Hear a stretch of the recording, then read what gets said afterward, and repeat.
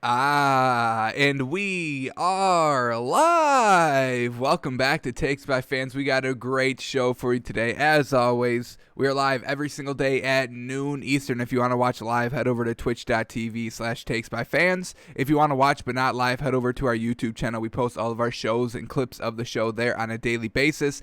And if you just want to listen, we are on podcasting apps, Spotify, Apple Podcasts, Google Podcasts, iHeartRadio. So however you want to watch or listen, we've got you covered multiple ways.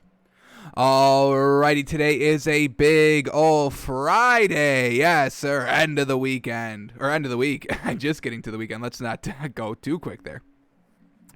Alrighty, so we are continuing on with our NFL draft prospect of the day 26, and we're looking at Travis Etienne today, folks. I mean, he just had his kind of pro day yesterday at Clemson, and he ran that 4.40, folks. So that's exactly what you want from your running backs. Really, no running backs run above 4.40. I mean, that's kind of the bar. That is kind of, exactly where you want your running backs to be. So this man is quick. This man is fast. So let's break this man down a little bit. Look at his stats. Look at his highlights. And then we'll watch that 4.40 again because I want to see the speed.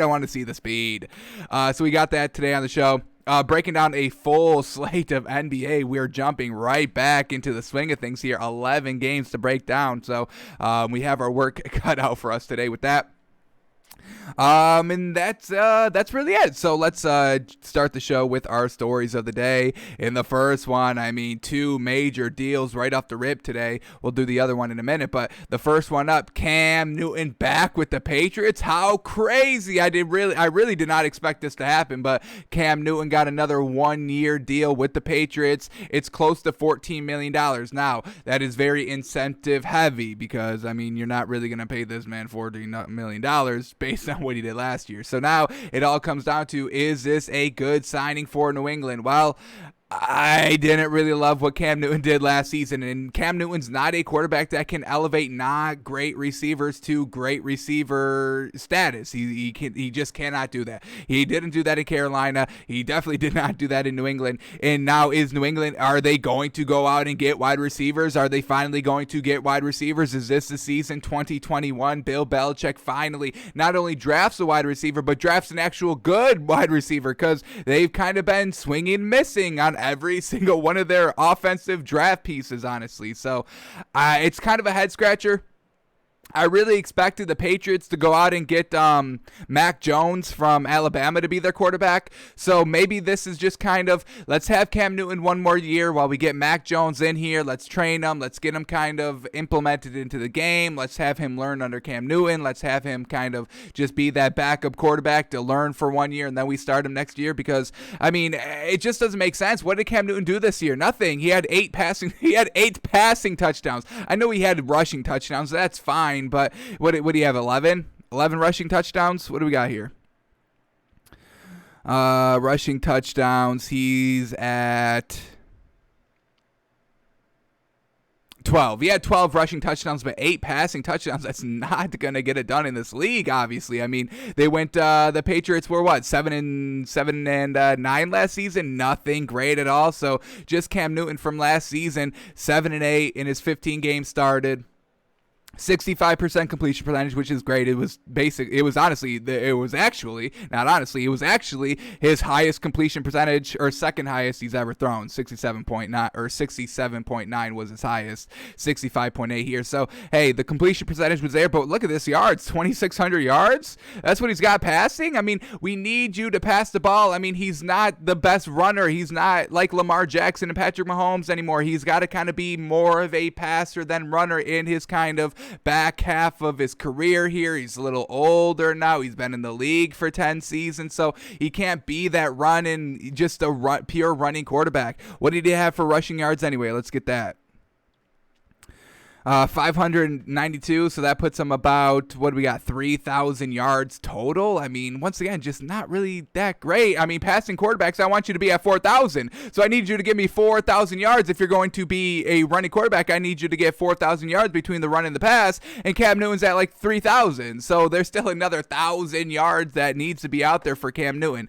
And not only did he only just throw 8 touchdowns, he had 10 interceptions, folks. That's not good. You don't even have a 1.5 1.0 touchdown to interception ratio, that is purely trash. I don't care what anybody says. That is the definition of trash. Touchdown to interception ratio 8 to 10. That cannot happen. So don't really get it here. He wasn't even clutch. I mean, there was a couple of games I remember against the Seahawks on the 1 yard line, he couldn't get it done and he tried to run it. They stuffed him. And then when I think it was against the Bills or maybe the Jets, something like that, where he had the ball last and they were driving down the field and they got into the opponent's territory and they were at like the 30-yard line and he ran the ball and he fumbled and he lost the game for his team right there. I mean, come on, what are we talking about here? So don't really love the sign here for Cam Newton. I'm glad he's getting another chance. I would love to see this man be great again. Absolutely, I would love to see that. Don't think it's going to happen. And let's, like we said, because they don't have the receivers. So am I expecting to see the Patriots draft a wide receiver first round? Not really. So let's kind of go to see, because I still think they're going to take Mac Jones. So let's see if that's a plausible theory here. If New England, because they are the 15th pick, kind of very right in the center of the draft order. So let's see if New England can still get Mac Jones. We'll put him at, let's just say, for argument's sake, we're going to put Mac Jones at maybe the 4th best quarterback in the draft right now. I'd probably put him at 3, possibly rivaling 2. Trevor Lawrence, obviously, number 1. We've got a lot of people like, I'm blanking on the name, Ohio State's quarterback. Hang on, I think I got it up. 1 second. Justin Fields. A lot of people like Justin Fields. I'm not a big fan of Justin Fields, but, a lot of people have Justin Fields as one of the main quarterbacks taken. And then a lot of people have Zach Wilson over Mac Jones as well. I think I'd take Mac Jones over Zach Wilson. So let's just say, for argument's sake, Mac Jones will be the fourth quarterback taken in this year's draft. So let's see if there's 4 teams that are drafting before New England that are going to get all 4 of those quarterbacks. Maybe, New England was just like, hey, we have to get a quarterback. Let's just get Cam. He was here last season. Let's look for a quarterback next year in the draft, or something like that. Or maybe let's just get a very, very big project at quarterback at some point in the draft. So let's see what we get here. Jacksonville at number 1 is obviously taking Trevor Lawrence. There's no doubt there. Now the Jets, man, I don't know. I mean, do they stay with Sam Darnold? Let's just say they stay with Sam Darnold. I really don't think a quarterback in this draft class is better than Sam Darnold.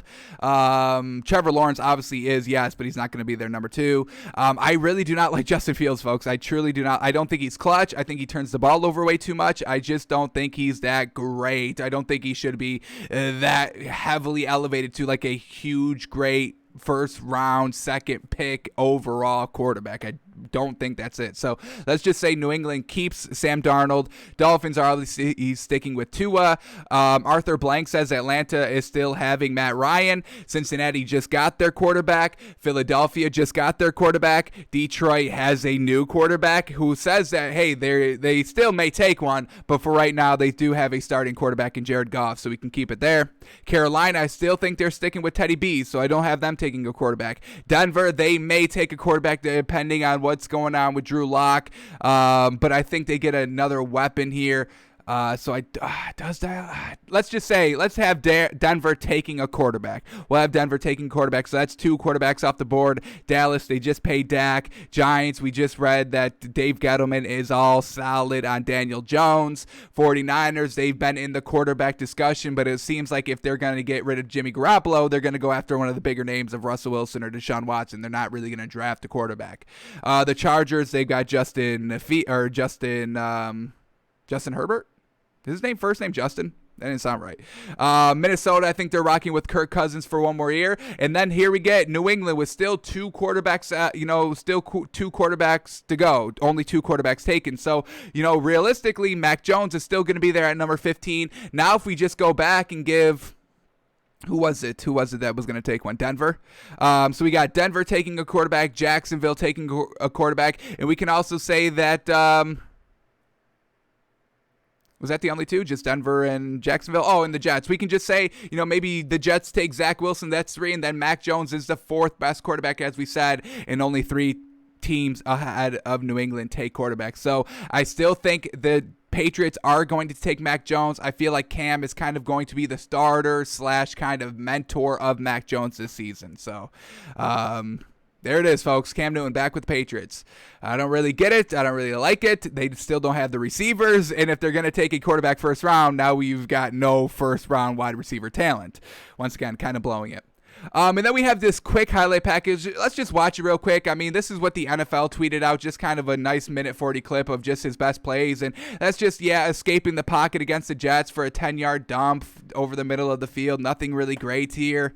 He's big. He's 6'5", 250. I mean, he can escape the pocket and not be brought down in the pocket. I mean, that's the best thing about his game. Going deep here against the Seahawks. What a beautiful ball. I mean, we know he does have the accuracy, but is it consistent? We know he can do this whenever, and this is a beautiful ball. Don't get me wrong. Truly, this is great. Let's count the yards. Throwing it from the 15-yard line. Getting it all the way down to the 30. Holy moly. There's Julian Edelman there laying out the catch. I mean, who's going to make those catches? Who's going to make those diving catches? Then we get Cam Newton running past everybody. I mean, we know he's a better runner than passer. We just looked at his stats. I mean, he had 8 passing touchdowns and 12 rushing touchdowns, and that's what we expect him to do. How much can he keep it up longer for? Like we said, he is going into his 11th season in the league. Already against the Texans, going deep, and that's a 50-yard bomb. Absolutely fantastic. Perfect. I mean, that's perfect. We know this man's got the deep ball accuracy, but once again, consistency, clutchness, that's what we didn't see from him this year. I mean, let's just kind of quickly go to, I know we're spending a lot of time on this, but let's just quickly go to what New England did. Were they even competitive against kind of the top tier teams this season? As we said, they only won 7 games this season, so nothing really great. So once again, let's kind of close it out here. Who were the teams that they were competitive against? Alrighty, they beat the Dolphins week 1 with Ryan Fitzpatrick. Then they lose to Seattle week 2, and that was the one that they were on the goal line at the 1 or 2 yard line, and Cam Newton couldn't run it in, so couldn't be clutch in that game. Then they beat the Raiders. All right, not really a quality win, knowing the totality of the outcome of the season. Then they lose to the Chiefs, not really competitive, only put up 10 points. That's not going to get it done. You're not going to win a game against the top tier teams in this league by scoring under 20 plus points. It's not going to work. So only 10 points for against the Chiefs, and they allowed 26. Then they lose to the Broncos, only putting up 12 points. Then they lose to the 49ers, only putting up 6 points. Then they lose to the Bills, close, 21-24. But I think this was the game where he had the chance at the end of the game to go out and win it, and then he fumbled the ball. So 2 not clutch games here. Let me make sure this is it, because I'm almost certain it is. Can we get the play-by-play breakdown right here? We get a fumble somewhere.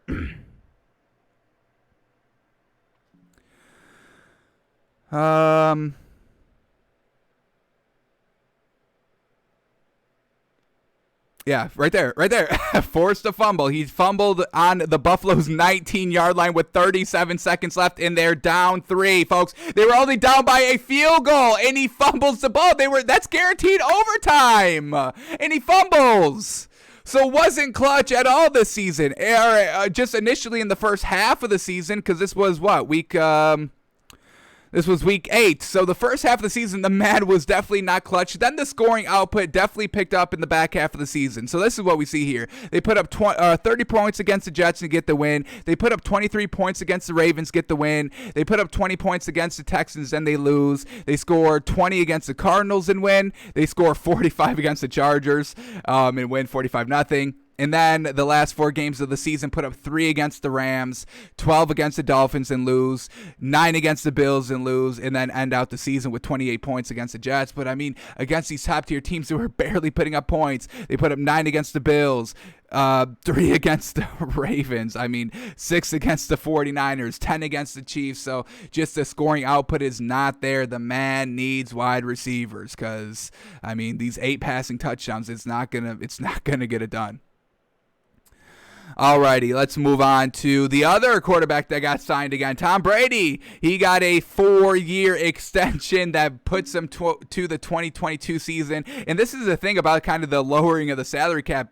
Teams that are just kind of going crazy on kind of their structuring of the contract. In Dak's contract, he got a no franchise tag clause, but in order for that to happen, they had to actually franchise tag him this season so he cannot be franchised during his contract extension. And now we get Tom Brady signed to 4 more years, but realistically, it's just like what do we get here by Adam Schefter? The Tom Brady extension saves the Bucs $19 million against the cap this year. The additional voidable years are there to defray the cost. It was another effort from Tom Brady to keep as much of the team together as possible. So, I mean, just this kind of structuring in the language in the years, but we're voiding some in the trade clause, but we're in the franchise tag clause, but we're actually franchising tagging you. So, this lowering of the salary cap has all these kind of lawyers going at it in these contracts of just trying to get it done. And, all right, we'll give you 4 years, but we're voiding 2. And it's just a lot of just language here. So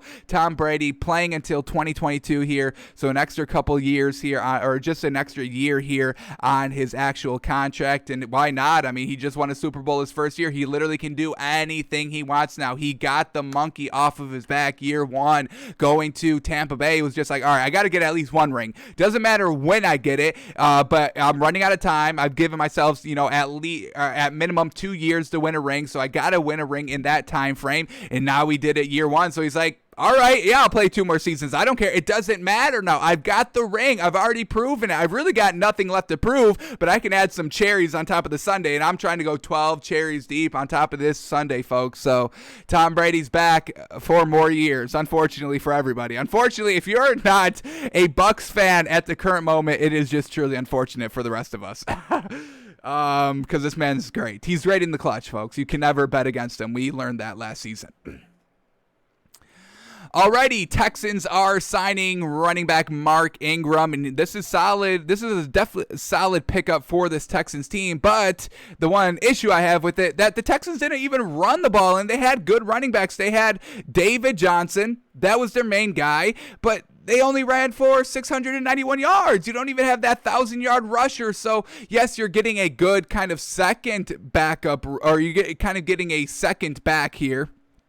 Definitely a solid kind of back here. We saw him split carries with the Saints. We saw him split carries 3 ways with the Ravens here this season. That's why he only had like 300 yards rushing. But he's definitely solid and reliable, and he's definitely kind of a great backup running back to kind of just take the pressure off of your main running back. But the Texans didn't run the ball last season. So, if this kind of goes into kind of our thinking is the next story up. This is the next story up with Deshaun Watson. We all know that saga that's going on. That Deshaun Watson's probably not going to be there next year, so maybe they are going to finally start running the ball. They've got 2 great running backs right now. Just start running the ball. That was kind of their problem, just relying on Deshaun Watson way too much. Yeah, you had these great wide receivers, but you also have some good running backs. Start running the ball more, opening it up for Deshaun Watson. That's why you won like 5 games, because you were predictable. You were just going to throw the ball. We're just going to play the pass. We know you've got good running backs, but you don't utilize them, so we're not going to play the run here. So maybe that's part of their plan. Let's start running the ball more. They've got the running backs to do it. All right, and this is, I want to bring this story up because I don't like the language some teams and owners and coaches are using to talk about their players. And this kind of relates back to our story yesterday when we were talking about what Matt Rule was saying about Teddy Bridgewater, that it didn't really convince us that Matt Rule was all in on Teddy Bridgewater, even though he should be, because we get this quote here by the new Texans coach about Deshaun Watson, and this is a quote, "He is our starting quarterback right now." That's the magical words, right now, and it gets even better. Here we go. He is our starting quarterback. Things happen between now and then. We'll see what happens. So this does not give me any kind of this does not put my mind at ease that Deshaun Watson is going to be the Texans quarterback next season. First of all, he's our starting quarterback right now. I hate that. Right now. No. He's our guy. That's when you ask about a starting quarterback, all you should be saying is, yes, he's our guy, 1,000%. I trust him. We believe in him. We're moving forward with him. He is our guy. He is going to lead us to a championship. He is going to lead us to an undefeated season. He is going to lead this team this season right now and for the entire future. That's what we're going to do. That's what I want to see. That's what I want to hear. The enthusiasm behind it. Not, oh yeah, he's our quarterback right now as of, as of March 12th at 12:20 p.m. Right now, he is our quarterback. Yes, right now, he is our quarterback. If you go in the locker room, you will see him. He is our quarterback. It's got his name and QB1 right next to it. So yes, right now, he is our quarterback. If things happen between now and when the season starts, oh, well, I don't know. Things happen. That does not give me any promise. So Deshaun Watson, I think he's out. I think he's out just based on this quote, which we kind of knew. Deshaun Watson is really going to be playing hardball. I mean, we see him. He's coming out publicly and saying, yes, I'm cool with losing all this money every single game. I've got no problem with that. So the language here, you got to listen to the language. We predicted Kenny Golladay not getting his free agent or not getting franchise tag because of the language that the general manager and Dan Campbell, the head coach, were using. So you guys can kind of see the writing on the wall, the language. Look at the language. Look at these quotes in depth. Deshaun Watson's not going to be a Texan next year.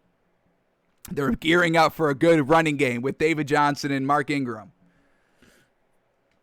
Alrighty, those were the NFL stories, so let's kind of shift over to the NBA and kind of some trade rumors as the trade deadline approaches here.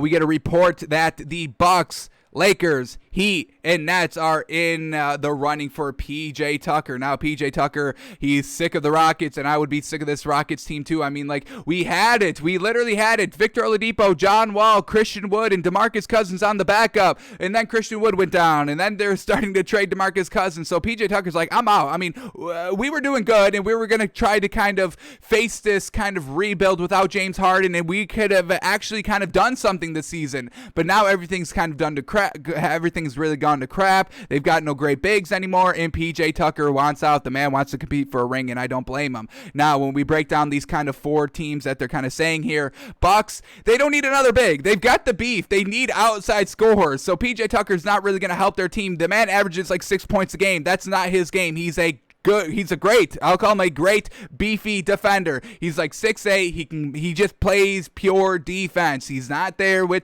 the points. He gets 6 rebounds a game. He's not tall. He's 6'8", like we said. So he's just a solid defender out here. That's all he is. So the Bucks don't need that. They need outside scoring. The Lakers now. Yeah, he could go to the Lakers. I mean, having kind of running the second team with Montrezl Harrell at the 5 and PJ Tucker at the 4, I'd be down for that. Absolutely. Kind of just great beef for the bench. And then, you have Alex Caruso being the guard, Kyle Kuzma off the bench as well, or Taylor Horton Tucker off the bench as well. So they could have a decent squad here off the bench if that's what the Lakers decide to do. The Heat, yeah, I mean, he could definitely work there as well. I mean, Bam Adebayo and Kelly Olynyk, kind of the main fives, and just having him, he might be able to squeeze into the starting lineup for the Heat. It'd be kind of close to kind of see what they do for their rotations, but definitely him coming off the bench with the kind of the second team of Tyler Hero. You've got the great three-point shooting. You got just a great defense and kind of decent beef down low for kind of a second unit. So the Heat could definitely work. And then the last team, the Nets. I mean, do they need another piece? No, I don't want them to go to the Nets. That's just too much. It's going to be a little unfair at some point if they're getting all this kind of great talent.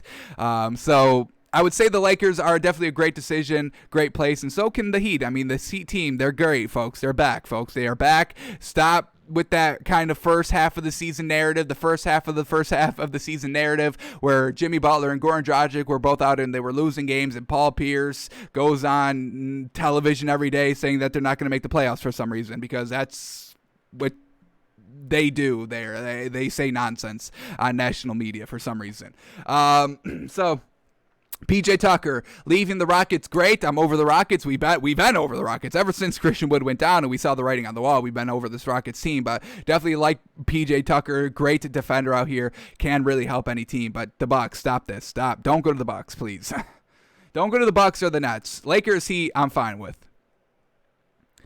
Alrighty, and this March Madness is going to be wild, folks, because we get another game postponement. The ACC announced that tonight's Georgia Tech versus Virginia game has been canceled due to a positive test within Virginia's program, and now Virginia Tech Virginia probably won't make the tournament, if they even make the tournament, just on whatever their record is or however they decide who gets in and who gets out. But if they get in, they probably won't be able to play because of this positive COVID test. I mean, Selection Sundays when the bracket's made, I think we're talking about games either Tuesday or Wednesday coming next week. So, and this is what we just saw with Duke the other day. They kind of got canceled out of their tournament as well because of, COVID, and now they probably won't make the tournament either. So it's not looking good, folks. It's falling apart very, very quickly here, unfortunately. So not great. Hopefully it still happens. Hopefully. Alrighty, more rumors here, and this one I really don't get. The Phoenix Suns could pursue Andre Drummond. What? You got DeAndre Ayton, you got Jay Crowder, you got Frank Kaminsky. What more do you need? You don't need Andre Drummond here. Even if he does play, is he going to come off the bench? Because I don't think he wants to come off the bench. He's not going to start. He's going to take DeAndre Ayton's spot. Maybe is he going to go play the 4 and take Frank Kaminsky's spot? That could happen. Andre Drummond's playing a lot of minutes off the bench. He's basically kind of like a starter out there. So really don't get here. The Phoenix Suns pursuing Andre Drummond doesn't really make that much sense to me. I don't know. I mean, everybody wants Andre Drummond. He's probably the biggest kind of piece out there at the trade deadline. He's probably going to be the biggest name to get traded. So we'll see where he goes. I really don't see him going to the Suns, honestly. I just don't think they've got great bigs. You've got 3 great bigs. DeAndre Ayton, Jay Crowder's fantastic, and Frank Kaminsky is kind of coming into his own this season. So I don't really get this Andre Drummond to the Suns rumors. Do not get that. All right, and then the last story to talk about, this one's fantastic. Caris LeVert is finally making his Pacers debut tomorrow when they play. So that's definitely going to help out the Pacers a little bit. Is he going to be starting? We'll see. He's a shooting guard, and he's great. He's putting up like 18 points a game, 6 rebounds or 6 assists, something like that. But this man can definitely ball. We just saw him kind of really emerge last season in the bubble. That really kind of just put his name on the map. And then he continued it this season as well before he got traded. So absolutely fantastic. Averaging 18 points a game is absolutely magnificent here.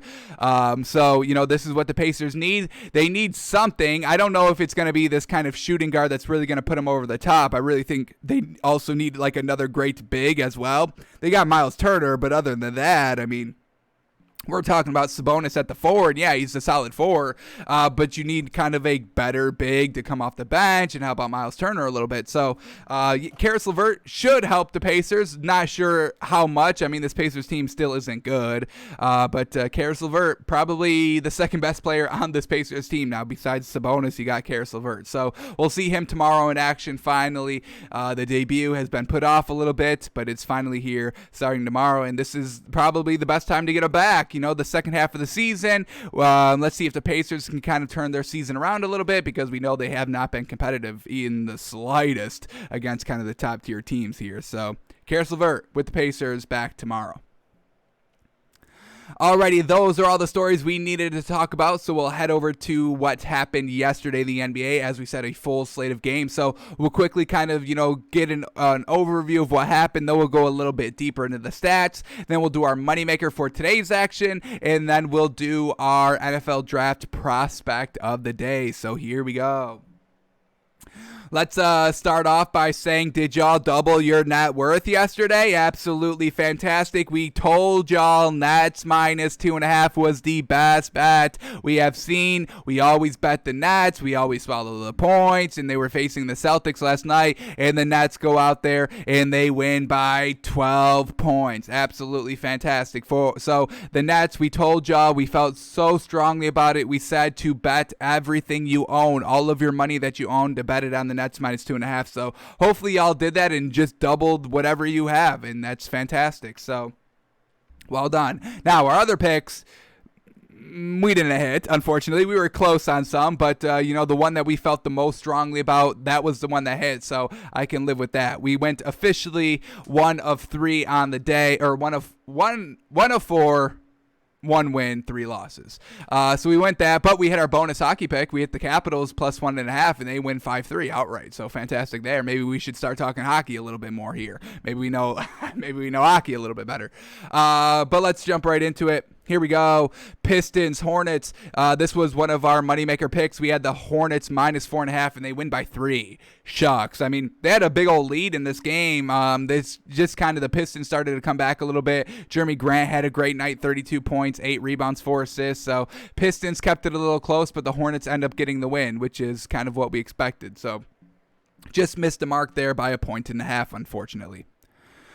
Alrighty, then we had the Nets and the Celtics, and the Celtics kept it pretty close the entire game. The Celtics got out to a nice start. The Nets didn't get out to that great of a start, but then Kyrie Irving took over in the fourth quarter. Really was just kind of clutch and on all throughout the game, so fantastic. Landry Shamet as well had a fantastic game. He had about like 6 or 7 threes, I think, which really kind of helped the Nets.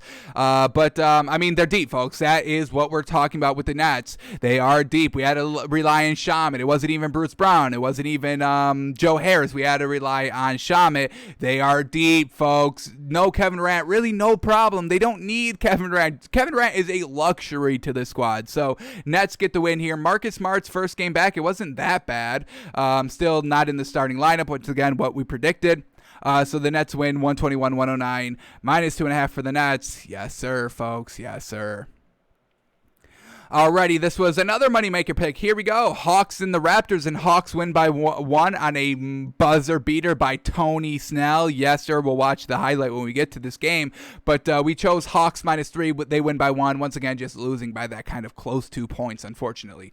But very well done to the Hawks. And what about this Raptors team? Holy moly, didn't have Fred VanVleet, didn't have Pascal Siakam or OG Anunoby, and they still are very close and competitive in this game. So shout out to Norman Powell, shout out to Kyle Lowry, and we'll see who else kind of stepped it up here in kind of this kind of off the bench, needing to step up when our starters are not here. So we'll shout out some of those players for keeping the game close. Alrighty, Magic in the Heat, and Aaron Gordon was back, and did not have a good game, but Vucevic still had a good game. Aaron Gordon did not. Heat get the win, 111-103 over the Magic, and this is what we're talking about. Aaron Gordon and Vucevic really do not work that well together. They really don't put up 25 points both consistently together when they're both on the floor. So we'll see what's going to happen to this Magic team now that Aaron Gordon's back. We wish they would get better, but they did not. Well, Aaron Gordon did not work last night. Vucevic still had a good game, but Aaron Gordon just could not get it done. I think he had like 9 points or something. Not great, but very well done for the Heat, staying on track here after the All-Star break. All right, then we get the 76ers and the Bulls, and a big old win by the 76ers team without Joel Embiid and Ben Simmons. So what the heck are the Bulls doing? Letting us down a little bit here, and kind of once again kind of validating our decision to leave them out of the top 10 going into the All-Star break and giving that kind of spot to the Mavericks. So the Bulls, man, truly disappointed. You cannot lose to the 76ers team without Joel Embiid and Ben Simmons, or at least be a little bit more competitive. I mean, you lost by 22 points. You lost 127-105. What is that? That's a blowout, folks. Come on. Bulls are better than that. We'll see what happened with Zach LaVine and Kobe White, if they didn't step up or what happened, but unfortunate there. Alrighty, we stayed away from this one. We were this close of taking the bait, but we stayed away from it, so it did kind of pay off for us staying away from it. Knicks lose by big old margin, 33 points over the Bucks. Now, we saw the Knicks were getting like 10 points, plus 10 points in the spreads from yesterday. We chose to stay away from it because, I mean, overall, this is a mismatch. First of all, Bucks-Knicks, and the Knicks, they need everybody to play and everybody to be good after the All-Star break. We weren't really relying on them, and good thing we stayed away from that because the Bucks absolutely destroyed the Knicks 134-101. Alrighty, and look at this. T-Wolves get off their freaking big old losing streak right after the break here, winning 135-105 over the Pelicans, so a 30-point win. Oh my goodness, and the main difference in this game was one team hit 19 threes while the other team hit 6. I'll let you decide which team hit what because we get a nice 30-point blowout here. So Pelicans, man, super disappointing. You cannot lose to this Timberwolves team. They don't even have D'Angelo Russell back yet, so unfortunate, man. This Pelicans team, I don't know what to make of them. They're so young and just nobody steps up on a consistent basis. Zion Williamson's usually pretty great every single game, but then Lonzo, Eric Bledsoe, they really cannot be great guards out here. They don't really do anything that well. So, man, oh man, Pelicans not getting wins out here. Truly frustrating. Alrighty, Mavericks Thunder. Thunder win 116-108 over the Mavericks. No Luka Doncic in this game, so we wouldn't expect the Mavericks to win it anyway.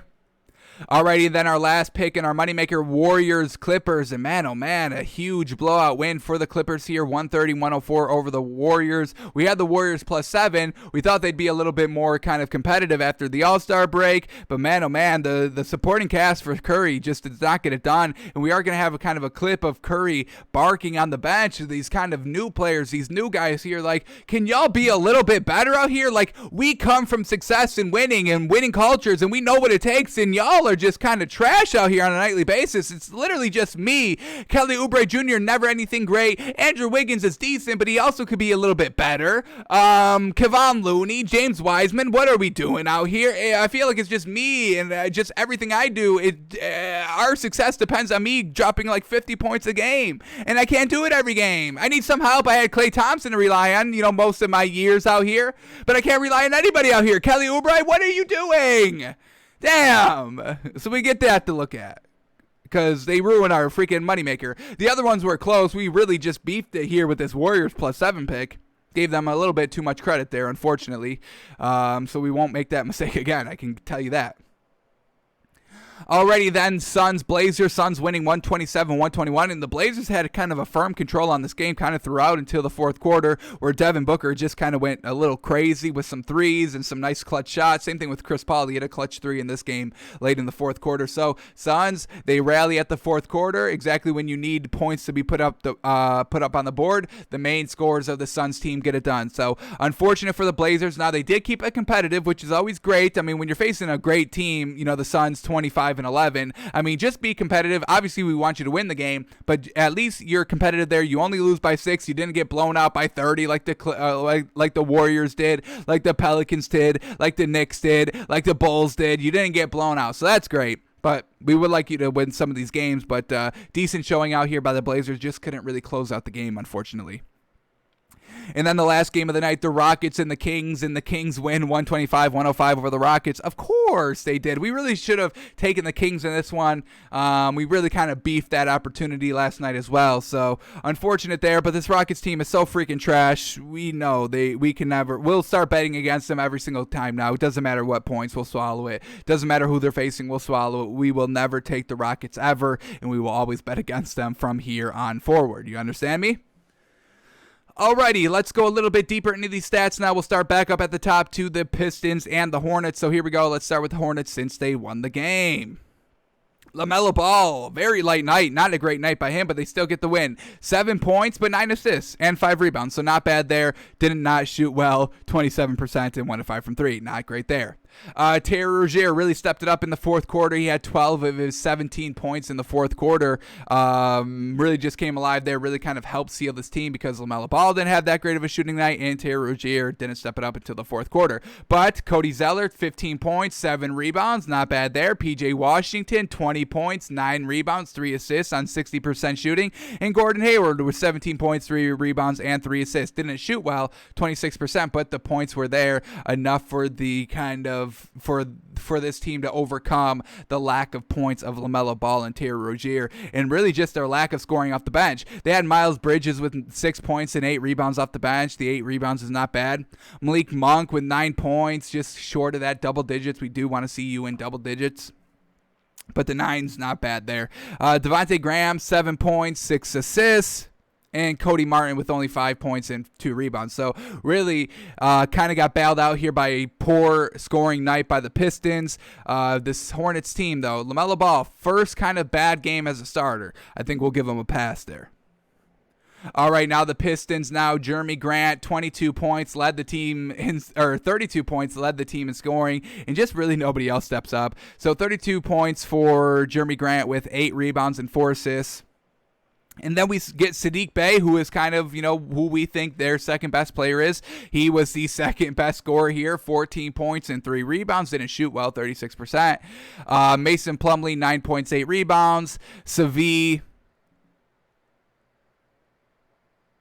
Mikaluik, I don't know. I know I butchered that, but Savi, 11 points, 8 assists, 4 rebounds, and then Dylan Wright. I mean, 5 points, 4 assists, 3 rebounds, and then just nothing great off this bench. Just really lackluster scoring throughout here. And this is what we know about the Pistons. They don't have that second player to go get you the 20-plus points that you need. So Hornets get a little bit bailed out here. Just a little bailed out here. They had a command in this game, but nice little fourth quarter rally by this Pistons team almost upsets them. Alrighty, now let's go to the Nets and the Celtics. Yes, sir, the Nets get it done. James Harden, 22 points, 8 assists, 10 rebounds. He didn't shoot well, actually, 37% and 1 of 8 from 3, so he had a lackluster night, but don't worry, they've got other players to rely on, and other players rely on they did. Kyrie Irving, 40 points, 8 rebounds, 3 assists on 65% shooting, and 5 of 8 from 3. The man was absolutely on all game. Very well done. DeAndre Jordan, 4 points, 8 rebounds. Joe Harris, 12 points, 3 rebounds. He shot 3 of 9 from 3, so definitely could have been a little bit better there. And Bruce Brown had 4 points and 3 rebounds and 2 assists. So little lackluster by Joe Harris and Bruce Brown, and maybe even James Harden with the shooting department. But then it's all right, folks. They are still deep. No worries. Landry Shamet, 18 points, 2 assists, 4 rebounds off the bench, and 6 of 9 from 3 shooting. Fantastic. And they had Jeff Green, 11 points, 3 assists, 3 rebounds. So, I mean, folks, Bruce Brown doesn't have that great of a game. Joe Harris, a little light. 12 points is still good. A little light on what he's doing, kind of getting us those 15 plus a night. But, we can go deeper and deeper. They're deep, folks. They're deep. We know they're deep. We say they're deep. We love that they're deep. That's why we bet them, because if James Harden doesn't have a good night, it's Kyrie Irving. If it's not Irving, it's Joe Harris. If it's not Joe Harris, it's Bruce Brown. If it's not Bruce Brown, it's Landry Shamet. If it's not Landry Shamet, it's, Tyler Johnson or Nicholas Claxton or Jeff Green. And they still don't have Kevin Durant. So, yes, folks, we love this Nets team. One of the deepest teams I think I've ever seen in my life, honestly. Alrighty, now let's go to the Celtics now. What went wrong with them? Well, Kemba Walker's back to not hitting great threes. Here we go. 11 points, 2 assists, 3 rebounds on 1 of 7 from 3. Stop that. Jaylen Brown, 13 points, 6 assists, 5 rebounds, 3 of 12 from 3. I mean, Jaylen Brown, ever since he's been switched to the 2, he does not work there, man. He played 40 minutes and only had 13 points. He did not shoot well at all. All right, Tristan Thompson still at the 5 here, 8 points, 6 rebounds. Daniel Tice at the 4 still, 17 points, 8 rebounds. And Jason Tatum still at the 3, 31 points, 3 assists, 5 rebounds, shooting 59%. So, obviously we can kind of rely on Jason Tatum on a nightly basis here. But they definitely need Marcus Smart to get back in the starting lineup. So, Jaylen Brown can go back to, the 4. Marcus Smart can go back to the 2. And Daniel Tice can go back to the 5 without having to share the floor with Tristan Thompson. So they really do need Marcus Smart back up on this on the starting lineup, or have Jason Tatum go to the 4 and Jaylen Brown at the 3. But Jaylen Brown at the 2 does not work, and we're seeing this kind of consistently here. Now, Marcus Smart in only 20 minutes had 19 points and 2 assists and 2 rebounds and shot 3 of 5 from 3. So Marcus Smart is really kind of picking up exactly where he left off right before the injury. And then look at this, folks. I mean, nothing great off this bench besides Marcus Smart. Peyton Pritchard, 3 points. Grant Williams, no points. Robert Williams, 2 points. Jeff Teague, 5 points, and they all had like 13 plus minutes. It's just not great here. So this is why we said we love the Nets. First of all, the Nets have all the depth and they have great superstars, better superstars than the Celtics do. Celtics are not deep, can't really rely on anybody besides Jason Tatum and Jaylen Brown, and even Jaylen Brown had a not great game here. So Nets minus 2.5. That's all we have to say, folks. Nets minus 2.5. Alrighty, let's move on to Hawks and the Raptors here, and let's start here with the buzzer beater clip. Let's watch it. Yes, sir. So here we go. 7 seconds left. Hawks down 2 points, 118-120 over the Raptors, and they are inbounding the ball. So here we go. Let's see what's going to happen here. So Trae Young gets the ball inbounds. He dribbles it all the way to the left, draws the triple team, which leaves a wide open Tony Snell at the wing, and that's cash out. Yes, sir. And absolutely love this, the unselfishness by Trae Young. I mean, he could have taken this shot. I don't know. This probably was the play. Whoever drew up this play is fantastic because he literally drew. Did he draw the quadruple team? Kind of drew the quadruple team there. They all collapsed on him for the mid-range two-point jumper to tie the game, but nobody accounts for Tony Snell on the wing, just waiting. And what a great pass by Trae Young. But let's go back to Trae Young for a second. I mean, he could have taken that kind of challenged mid-range jumper to kind of tie the game, but he makes the unselfish pass to get the wide open three. Look, yeah, I mean, we're not talking about tying the game anymore. We're going for the win, but that's just very well done to Trae Young. I mean, the vision. We love Trae Young. This is what he brings to the team. Great scoring. I think he had a great night. I think he had like 30-plus points. And then just the unselfishness. He could have taken this last shot. I mean, I could tell you a lot of players that would have taken the shot. Kyrie Irving's probably the first one. He would have taken that contested jumper there to tie the game. But the unselfishness, man, love Trae Young, absolutely. So very well done to Trae Young, Tony Snell, whoever drew up that play. If that's what the actual play was, absolutely fantastic. So let's talk about the stats now. We'll start here with the Hawks. Trae Young, 37 points, 6 assists, 5 rebounds. Shot 2 of 7 from 3, so not the best there. Got to the line 16 times, which we know that's what he does decently, but I don't want to hear it. I mean, James Harden did that for 10 years, and everybody praised him for it, so I don't want to hear it. Kevin Huerter, 19 points. Very well done. Shot 3 of 9 from 3, 37% overall. Not great, but still the scoring department's got to be there. That's what this Hawks team is missing, the lack of scoring besides Clint Capella and Trae Young, and really even John Collins because he's not the most consistent. So great night by Kevin Huerter. Clint Capella, 9 points, 19 rebounds, 7 of those rebounds offensive. I mean, when you don't have OG Anunoby and you have to start Aaron Baines at the 5, it's not the best. All right, John Collins, 13 points, 8 rebounds, and Tony Snell, 6 points, 2 of 3 from 3, and one of those threes was the game winner. Yes, sir. So half of his points attributed to winning the game. How crazy.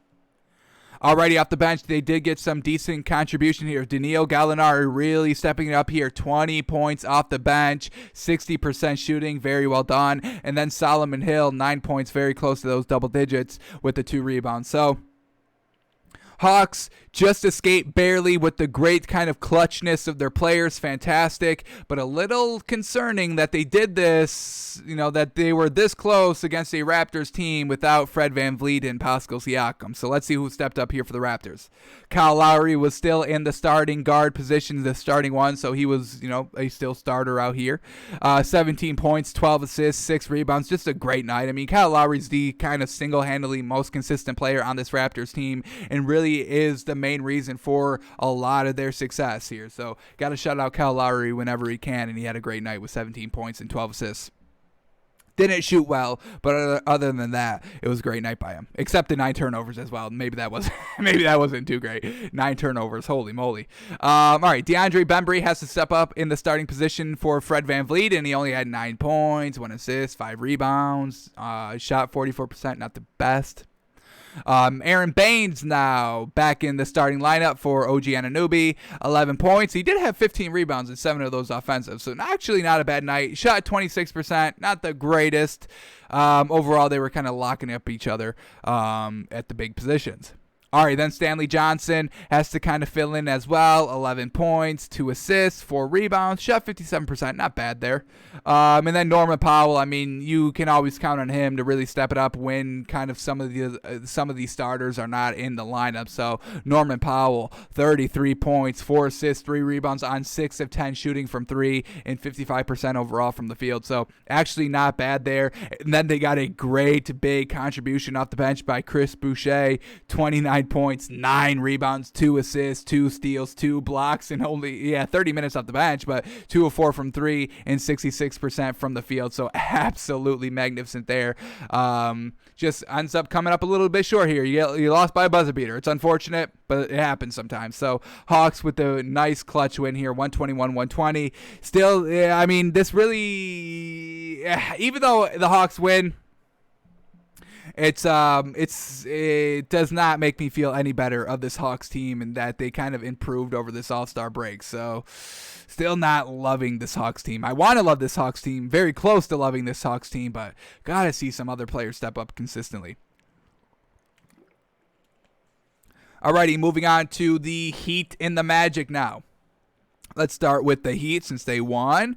Alrighty, Jimmy Butler, 27 points, 11 assists, and 8 rebounds. Just absolutely magnificent. He's so freaking consistent here.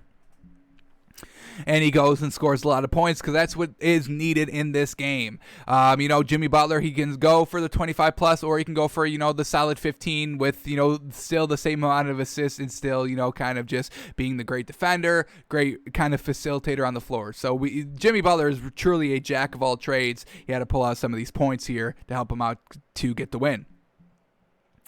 Alrighty, as we said, no Bam Adebayo, so Kelly Olynyk slides over to the 5, and he actually had a good game here. 20 points, 7 rebounds, 2 assists, 2 steals, 1 block, and he shot 4 of 8 from 3. So not bad there by Kelly Olynyk. Kendrick Nunn, 13 points, 2 assists, 2 rebounds, shot 50%. Duncan Robinson, this man never steps up, man.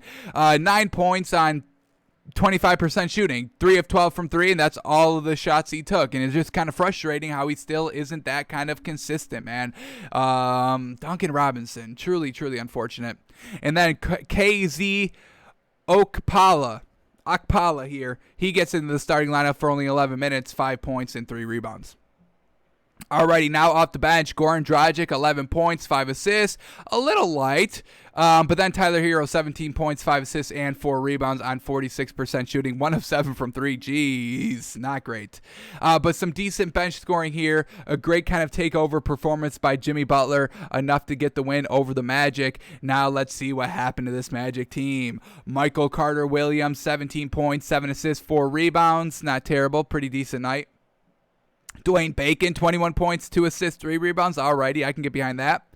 Vucevic, 24 points, 17 rebounds. Classic Vuce game here. And then we get Aaron Gordon. Man, oh man, 9 points, 2 rebounds. He was on a little bit of minutes restrictions, as we see, only 13 minutes, but shot 37%. So didn't make the most of his minutes out there. We'll see how he kind of keeps developing his game to get it kind of back to where he was with the minutes kind of column.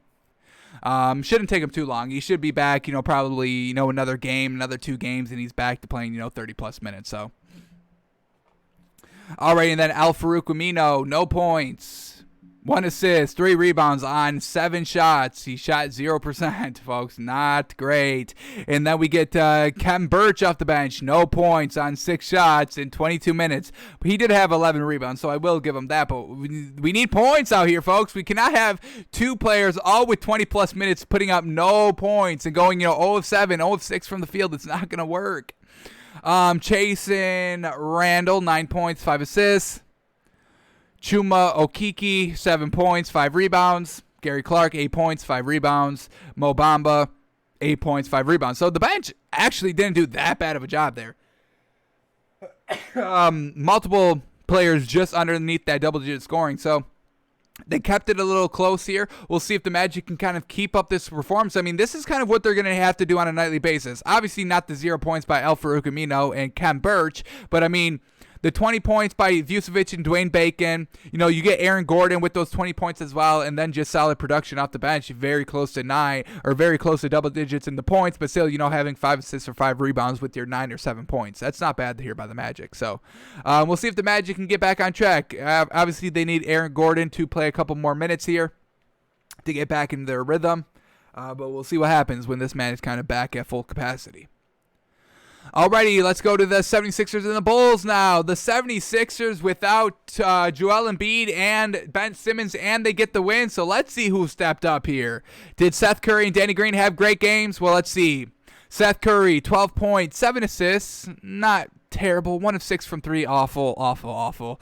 The assist is fine with 7, but 12 points. Man, points need to come from somewhere without Joel Embiid on the floor. 12 points is not going to get it done. But let's see who else pulled out.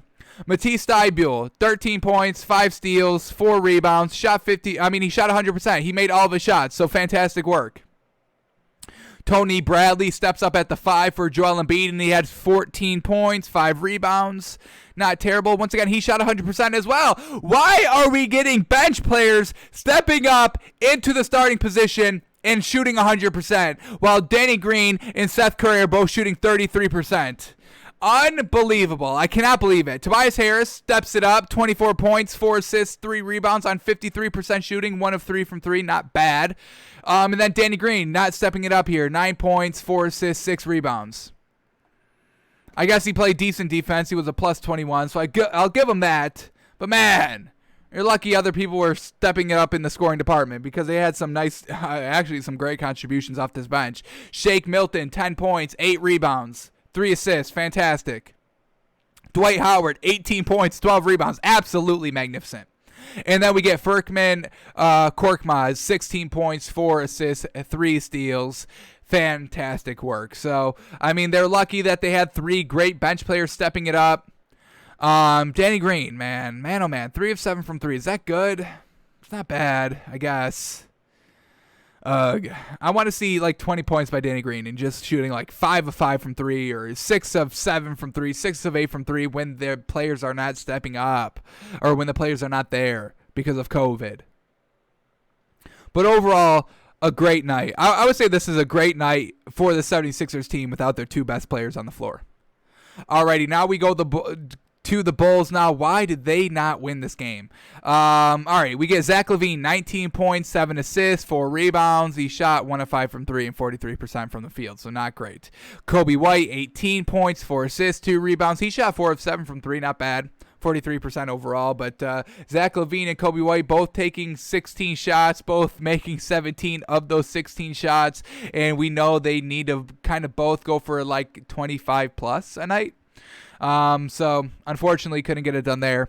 Wendell Carter at the 5, 8 points, 9 rebounds. Lauri Markkanen, 23 points, 4 rebounds. Kind of a great night by him. He shot 72% and 7 of 7 from 3. Holy moly, great night. Fantastic, absolutely. And then Patrick Williams, 4 points, 4 assists. Not great there.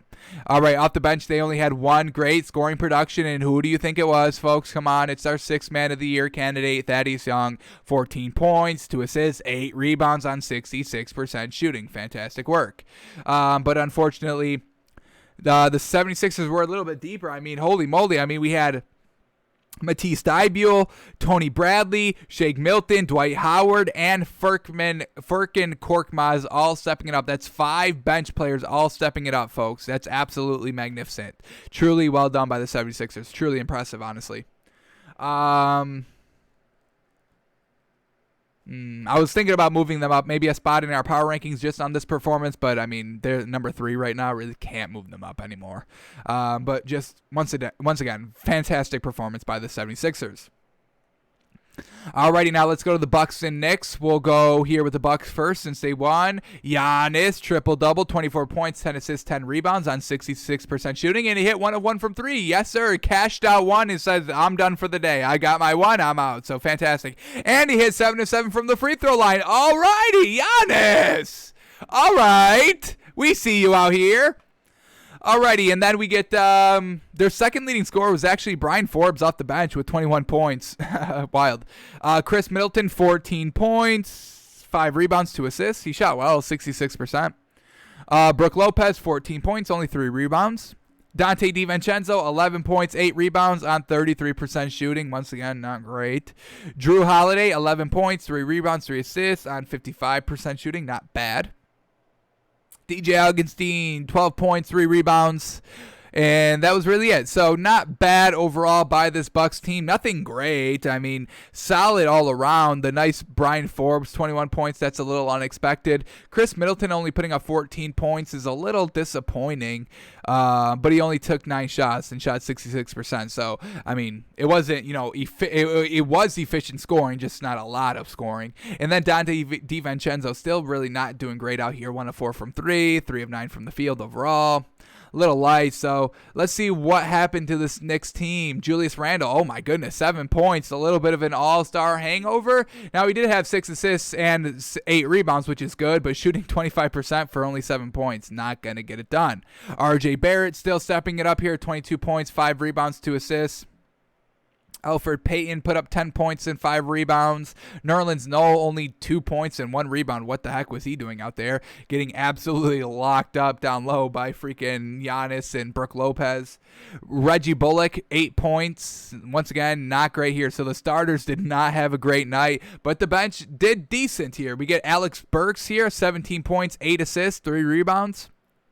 Emmanuel Quickly, 15 points, nothing else, shot 30%. So, 15 points is good, but everything else definitely needs to be a little bit better.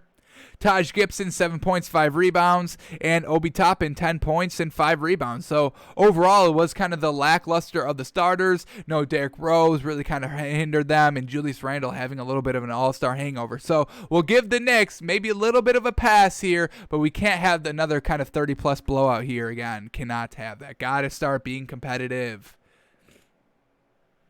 Alrighty, Timberwolves and the Pelicans now. I got to start with this Pelicans team because I have to know what happened here first. Zion Williamson, leading scorer by far, 24 points, 5 rebounds, 2 assists on 69% shooting. Always efficient out there, truly.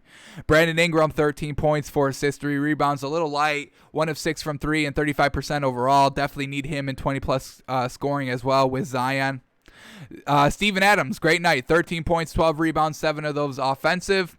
And now we get, Eric Bledsoe, 1 of 8 shooting from the field with only 2 points. Oh my goodness, trash. And Lonzo Ball, 10 points, 7 assists, not bad. Not terrible. Shot 25%, 3 of 12. So once again, not great shooting, not efficient. And that's the main problem of this kind of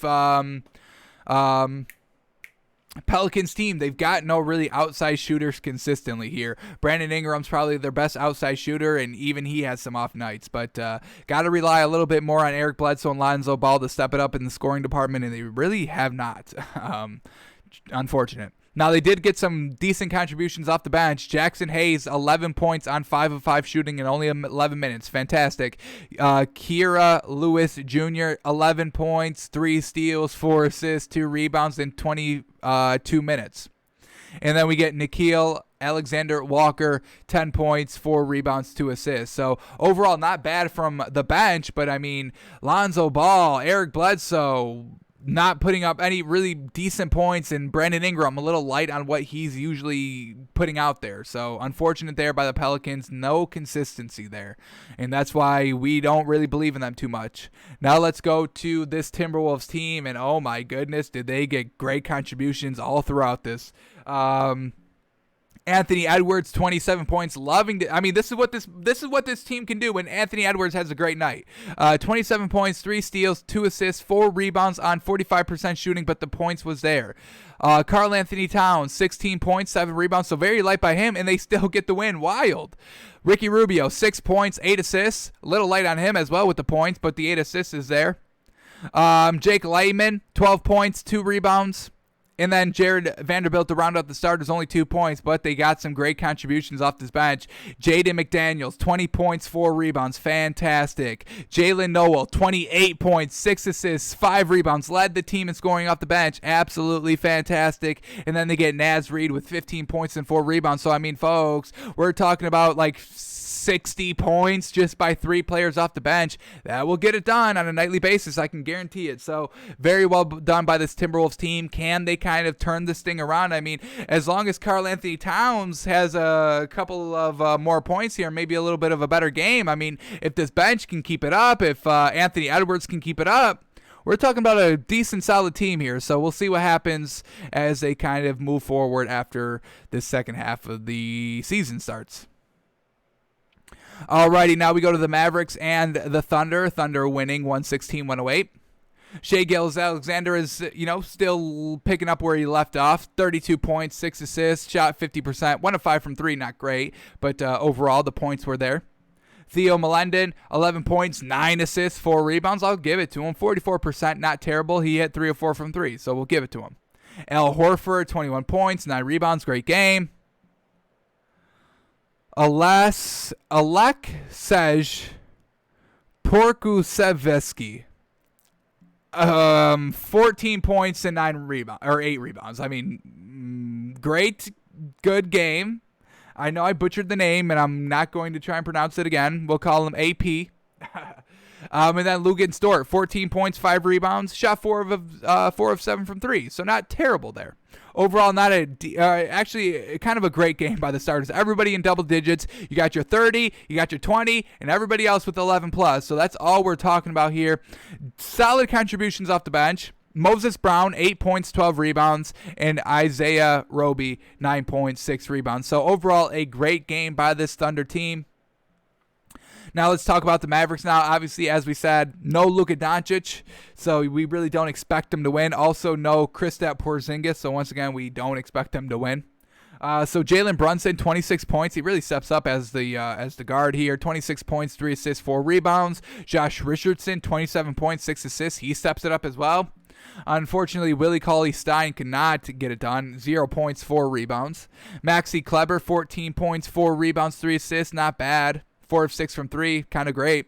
And then Dorian Finney-Smith, 6 points, 8 rebounds. I mean, if he stepped it up, man, if Dorian Finney-Smith steps it up, which we know he really never does, this team could have won. They could have won without Luka Doncic and Kristaps Porzingis, and it would have been a great win, and I probably would have moved the Mavericks up maybe a spot.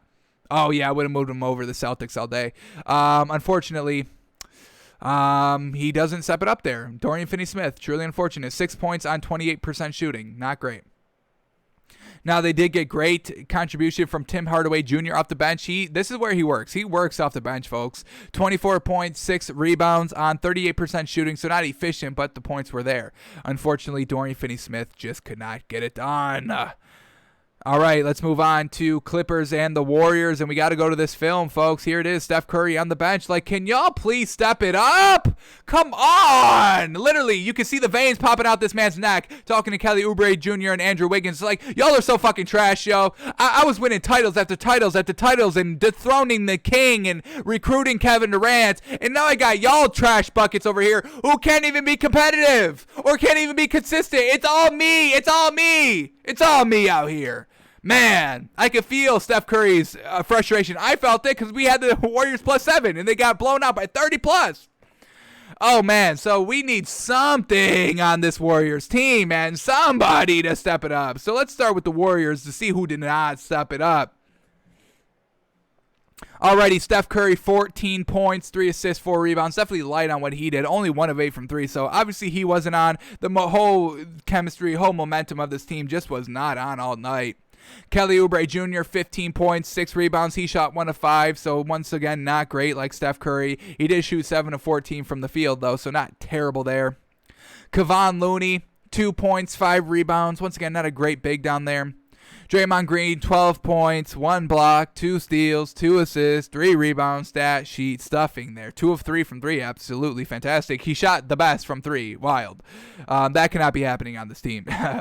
Andrew Wiggins, 15 points, 8 rebounds, 1 assist, 41% from the field, 1 of 4 from 3, not terrible.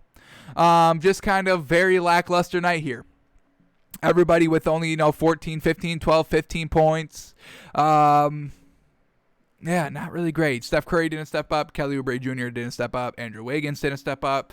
Now off the bench, we get Nico Mannion, 10 points, 2 assists, 3 rebounds. Jordan Poole, 14 points, 4 assists. James Wiseman only played 12 minutes. He had 14 points and 7 rebounds. Fantastic work there. So the bench, not bad there. 3 players in double-digit scoring. I can get behind that. Just a rough night from Steph Curry. Kelly Oubre Jr. doesn't take it upon himself to step it up if Steph Curry doesn't have a good night, and Andrew Wiggins doesn't step it up, even though he has the ability to. I would trust Andrew Wiggins to put up, 25 plus, maybe even 30 points a night if, Kelly Oubre Jr. and Steph Curry are not on, but he cannot get it done either. So just nobody could get it done. Unfortunate for that Warriors team. Now we go to the Clippers now. Kawhi Leonard, All-Star break, does not affect him. 28 points, 9 rebounds, 4 assists on 58% shooting, and 5 of 7 from 3. Fantastic. Paul George, 17 points, 3 steals, 5 assists, 7 rebounds. Kind of actually a good night by Paul George as well. On 35% shooting from the field, 3 of 6 from 3. Not terrible overall. Patrick Beverley, 3 points, no assists, no rebounds. He only played 10 minutes. Serge Ibaka, 16 points, 14 rebounds. Yes, sir. Okay. Serge with the 16 points. Absolutely fantastic. And then Nicholas Batum to round out the starters, 8 points, 2 rebounds on 60% shooting. Now, off the bench, did they get anything great off the bench? Well, Marcus Morris, 9 points, and Lou Williams, 14 points, and Zubac, 9 points, 3 rebounds. And Luke Kennard, 8 points, 2 assists, 2 rebounds, 2 steals. So not bad overall here by the Clippers. Main 2 get it done. Kawhi, Paul George, and everybody else kind of fills in decently. Just unfortunately, the Clippers did not have that 28-point performer like Kawhi Leonard. And that was kind of their downfall a little bit. Alrighty, let's finish out these last 2 games. Here we go. Quickly, Suns, Blazers. This was a great game, truly a great game. This is why we love the Blazers so much, because they can hold their own against this best team. And once McCollum and Nurkic come back, folks, they're going to start winning some of these games. So watch out for this Blazers team. But let's start talking about the Suns team real quick. Chris Paul, 19 points, 7 assists, 5 rebounds, 2 of 4 from 3. Clutch 3 in the fourth quarter as well. Devin Booker, 35 points, 8 assists, 5 rebounds, shot 57% in 3 of 5 from 3. Clutch 3s in the fourth quarter as well. DeAndre Ayton, 11 points, only 4 rebounds. Not the best night by him. Frank Kaminsky, 2 points, no rebounds, 1 assist. Oh boy, not great night either. And then McCall Bridges, 18 points, 2 assists, and 4 rebounds on 80% shooting. Holy moly. Good night there by kind of some nice starters there. They all kind of scored decently, so we'll give them it. And then off the bench, Jay Crowder, 13.7 rebounds. Cameron Payne, 13.6 assists. And Dario Saric, 11 points and 5 rebounds. Absolutely magnificent. This is what the bench can do, and they have really been stepping it up consistently. That's why they've been on this big old kind of winning streak here, 8-2 in their last 10. I think it's, they just won, so let me refresh it. 9-0. 8-2. Okay, they're still 8-2 in their last 10 on a 5-game win streak. But that's kind of a huge reason why this bench is stepping it up. 3 players all in double digits, and that's what we're talking about, folks. Alrighty, now let's go to the Blazers now. Damian Lillard, folks. Once again, no hangover from the All-Star break. 30 points, 2 steals, 8 assists, 7 rebounds on 43% shooting. 5 of 12 from 3. It's not terrible. It's not great. It's not terrible. Gary Trent Jr., 17 points, 2 assists, 2 rebounds, 31% from the field, 4 of 11 from 3. Once again, just not terrible. Enes Kanter, 16 points, 11 rebounds, 6 offensive. Robert Covington, 13 points, 6 rebounds. Derrick Jones Jr., 9 points, 2 assists, 2 rebounds, shot 75%. I just don't know what to make of Derrick Jones Jr. I want him to do something more, but he's always usually efficient, but he doesn't take a lot of shots, which relates to not a lot of points. Then he doesn't have a lot of rebounds or assists, but he has decent of each, and it's just, ugh. And then he's minus 15. It's like, ugh. He's got to figure out something. Maybe move him off to the bench, but you can't really do that because once McCollum comes back, you can kind of move him down to the bench. Move Gary Trent Jr. maybe to the 3, McCollum back at the 2, or McCollum at the 3 or whatever. But Derrick Jones Jr., man, I expect more from him. I want more from him, and we're still not seeing it, unfortunately. Alrighty, off the bench, Carmelo, 13 points, 5 rebounds. 33% shooting, and Anthony Simmons, 10 points, 3 assists on 44% shooting. So overall, kind of a good game from everybody. Just unfortunately couldn't beat the Suns and couldn't kind of be a little clutch down the stretch. Alrighty, and then the last game of the night, the Rockets and the Kings. Do we even need to talk about the Rockets? I don't even want to talk about them. Victor Oladipo, 23 points. John Wall didn't even play. Coward. Coward. Victor Oladipo, 23 points, 9 assists. Eric Gordon, 17 points. They're not playing PJ Tucker because they're trading him. Nobody's good here. Nobody's good. Kevin Porter Jr., 13 points, 10 assists, 5 rebounds. I'll give it to him. I'll give it to him off the bench. Kenyon Martin, 13 points, 9 rebounds off the bench. All right, I'll give it to him. Ben McLemore off the bench, 12 points. I'll give it to him. I'm not giving anybody no shouting out in the starting rotation. I hate this Houston team, folks. I truly do. Man, oh man. All right. Now we go to the Kings, and holy moly, great performances here. Oh, yes. De'Aaron Fox, 30 points, 9 assists, 7 rebounds on 57% shooting. Buddy Hield, 20 points, 7 assists, 6 rebounds on 36% shooting. Riquen Holmes, 20 points, 11 rebounds. Marvin Bagley, 11 points, 7 rebounds. Harrison Barnes, 20 points, 11 rebounds. Oh my gosh. Yes, sir. And then they even got great bench contribution from Corey Joseph with 13 points and 3 assists and 4 rebounds. Yes, sir. All right. Kings, everybody in the starting lineup getting it done. Absolutely magnificent. Wow.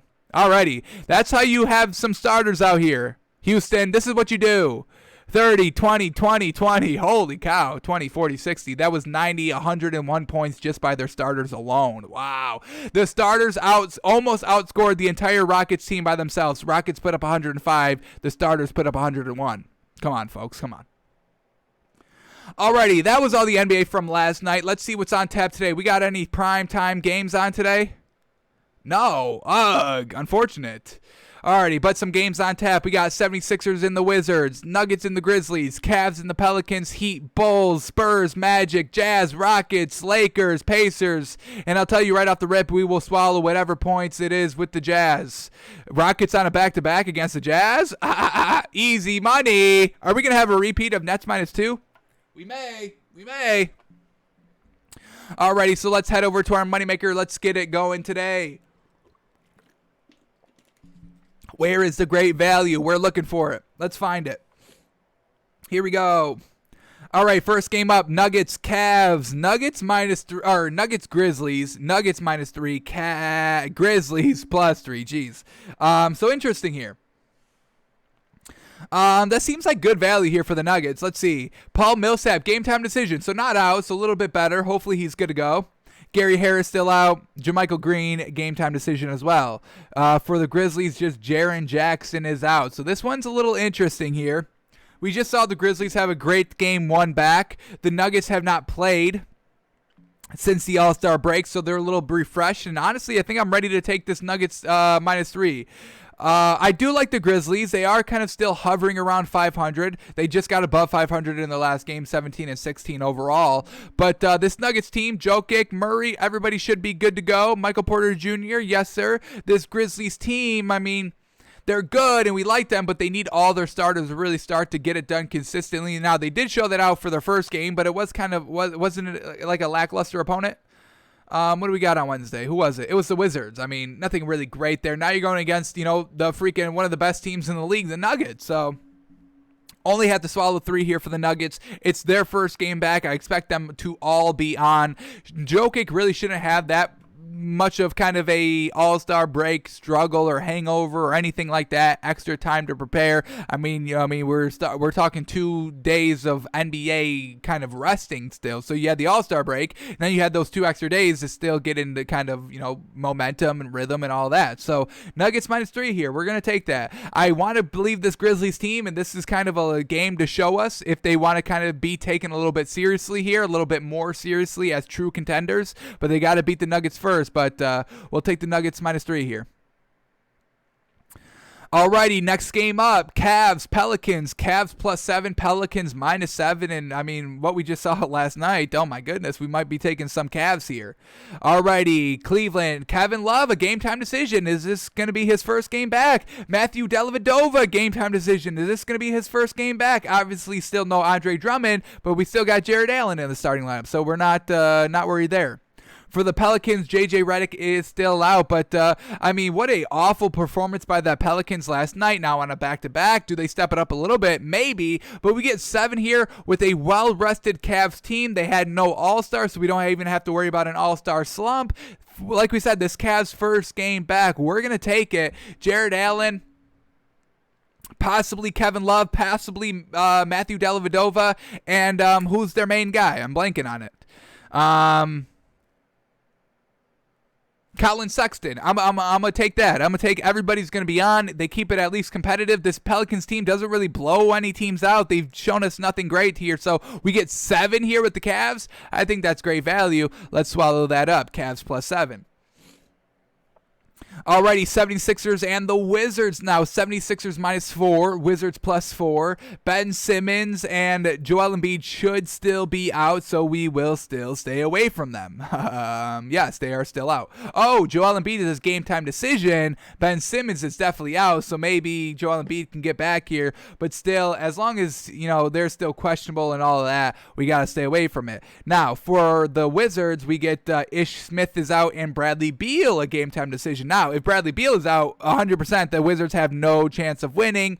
But with Joel Embiid and just how well everybody played kind of on the 76ers team, not sure if they're going to be able to kind of repeat that performance here on the back-to-back. So we'll stay away from it. Got some great value otherwise in these other games so far.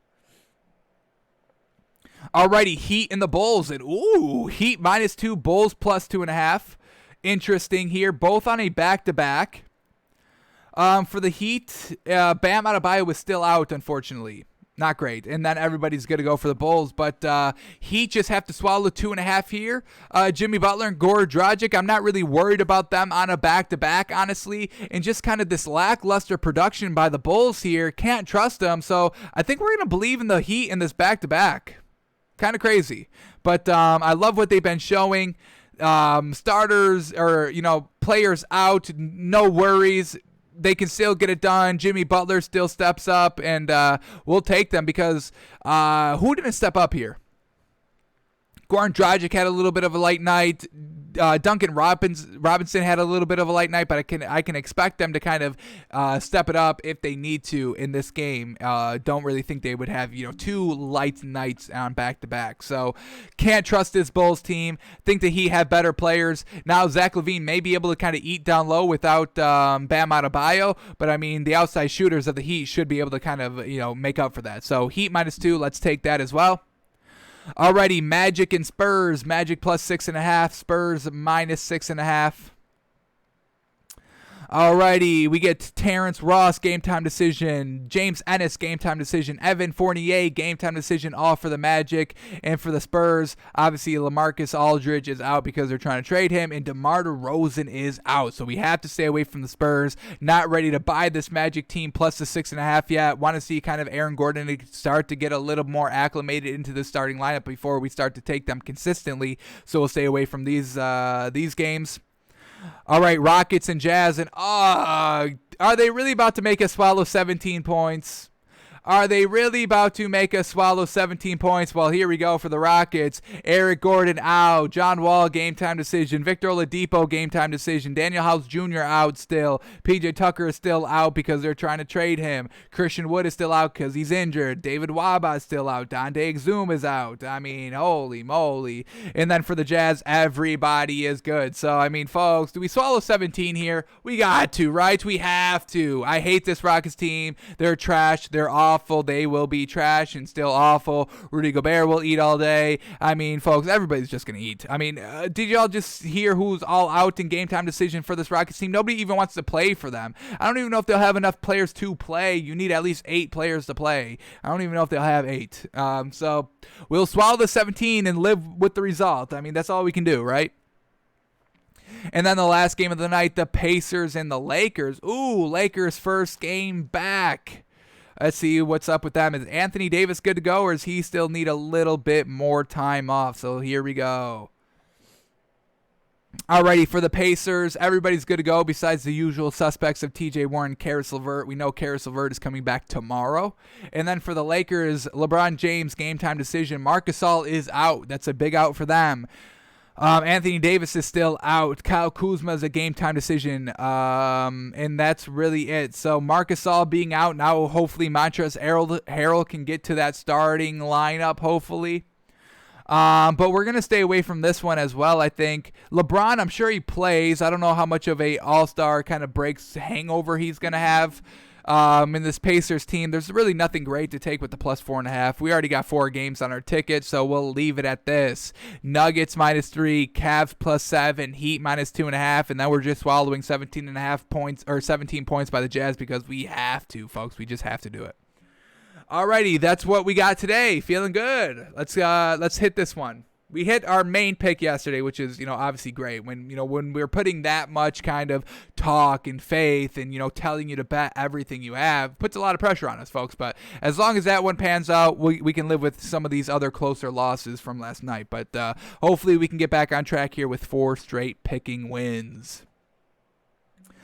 Alrighty, let's go over to our main topic today, which is our NFL draft prospect of today. And today's draft prospect is Travis Etienne, folks, running back from Clemson. Yes, sir. Alrighty, we'll talk about the stats, we'll break down some highlights, and that's what we'll do. So here we go. Let's start here. Travis Etienne, running back from Clemson. He's 5'10", 205. Alrighty, good size for a running back here.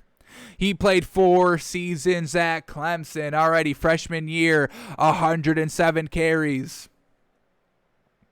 107 carries for 766 yards and 13 touchdowns. Yes, sir. Fantastic.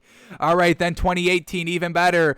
204 touches, so doubling his touches. And the man had 1,600 rushing yards with 24 touchdowns. And then he even picked up 78 yards receiving with 2 touchdowns. Fantastic. Then comes 2019, 207 carries for, once again, 1,600 yards with 19 touchdowns and 422 yards receiving with 4 more touchdowns. The man put up 2,000 yards by himself in 2019. Absolutely magnificent.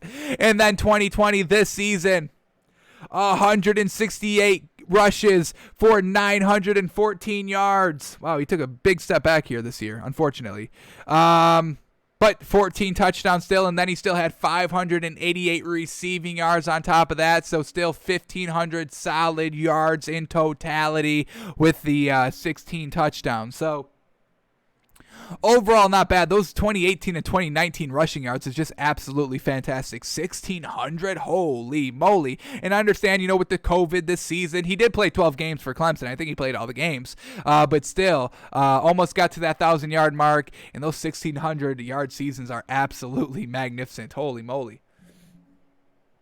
Alrighty, he got to bowl games every single season, so let's see what his production was like in these bowl games now. We weigh heavy bowl games, folks. You have so much time to prepare. You're facing decent defenses as well. So here we go.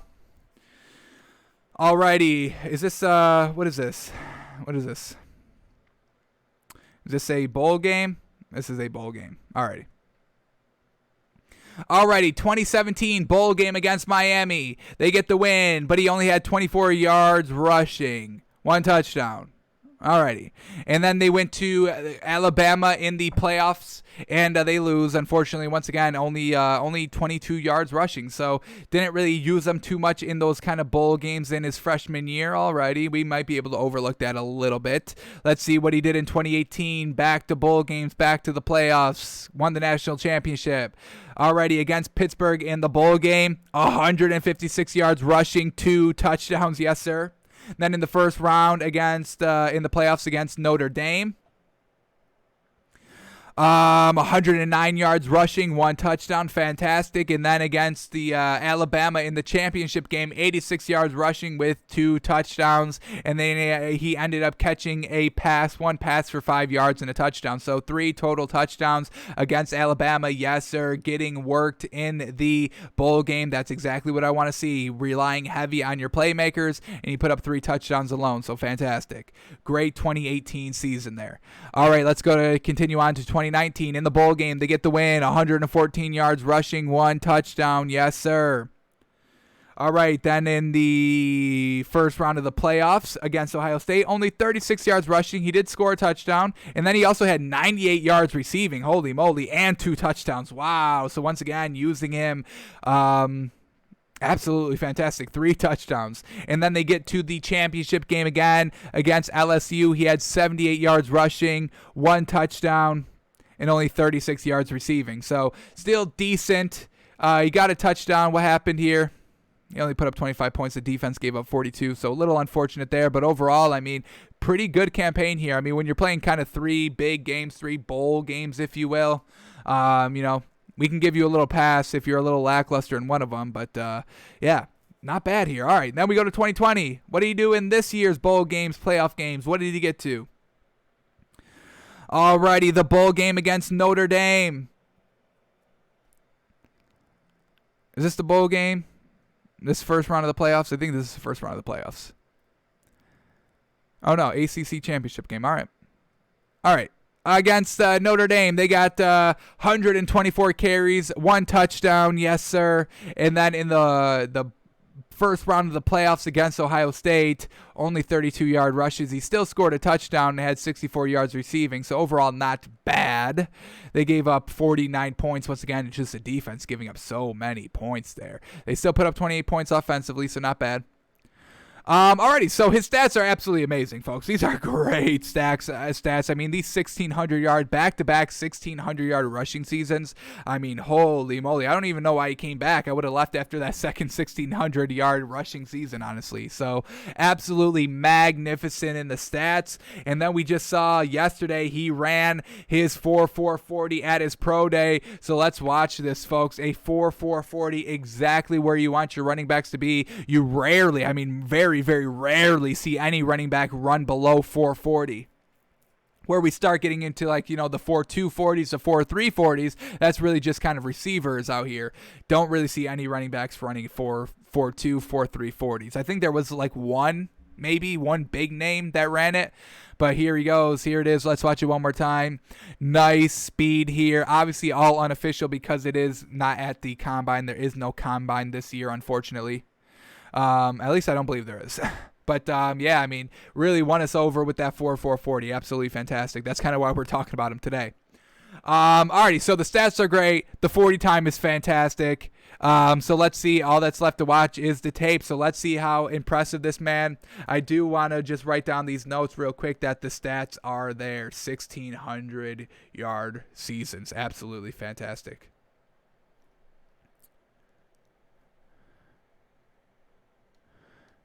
Alrighty, here we go. Let's run the tape. Here we go. Travis Etienne, running back from Clemson. Let's get the number on him just in case we have to track him around. He is number 9. Alrighty, let's see what this man's got. I'm pumped now. I'm pumped. Here we go.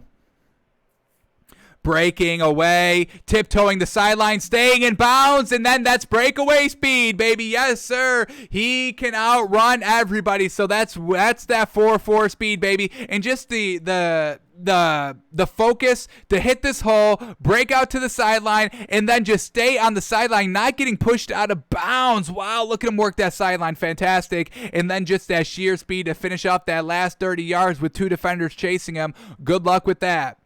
Alrighty, hitting to the left side again, and look at this man, just hits the hole, outruns 2 defenders right there as they're converging, and this is the type of speed we're talking about when you can hit the edge and quickly get to that small hole before those 2 defenders kind of converge and cut you off. Like we say, I'm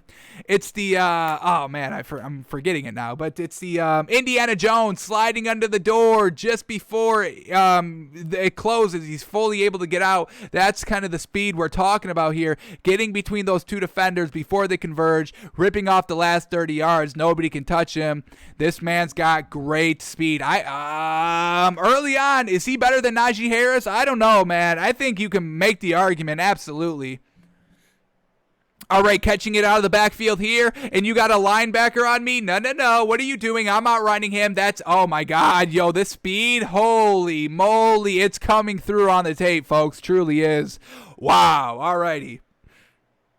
I don't think Najee Harris is this fast, folks. Here he is just, oh my gosh! And the shiftiness, there it is. Hits the hole, absorbs a little bit of contact right here, and then a nice spin move to find the wide open hole there. Wow, okay, all right. Yo, he's got to be the first running back taken. I don't care. I think I've seen enough already. I've seen enough. He's better than Najee Harris. I'll say it right now. Holy moly. Wow, that spin move. Woo! Wow. All right, this man's already impressive. I think we're only like a minute into this highlight package. Back, running up the middle, kind of bounces it to the left side, stays on his feet. Oh, he's strong, he's fast, he's shifty, you can't bring him down. Complete package. Let's see, count how many missed tackle. 1, 2, 3. Spins out of that one. Beats that last defender the last 5 yards to the end zone. The speed is there, folks. The acceleration is there. Holy moly. Alrighty, on punt return, even punt returns. Catches it at the 50. hits the right side, outruns everybody. Oh, gets brought down at the 5. A little bit of a hung up there because just kind of ran into some defenders. Couldn't block him out of the way quick enough. Gets caught from behind. But man. Catching it out of the backfield here.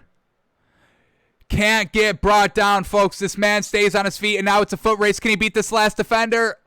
Couldn't quite. He obviously, this defender had the angle on him, just couldn't outrun that angle. But man, oh man, talk about missed tackles. There's 1. There's 2. There's 3. Bingo, Bengals. Speed, acceleration. Fantastic. Not being brought down. He can break all the tackles. You better hope you bring him down on the waist. If you're just doing shoestring tackles, he's going to make you pay. And now here he is in open field here, open space, the speed.